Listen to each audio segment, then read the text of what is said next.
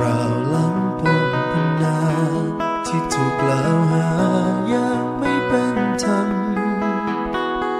เป็นตำนานให้คนจดจำทั้งที่มันไม่เคยมีจริงสาวน้อยชาวอาคาพวกเราเรียกว่าบิดา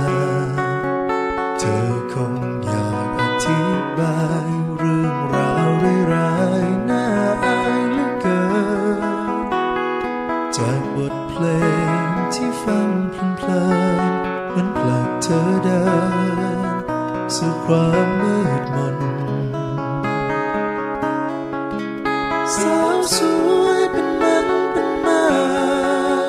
ทอดกายถ่ายทอดตำราวิชาโลกีอยากบอกความจริงให้รู้สักทีว่าไม่เคยมีขอให้เข้าใจเรื่องราวหลังดงพงไพรใครจะรู้ดีกว่าคนอาคามีดาวไร้ดิงสาและโลชิงช้า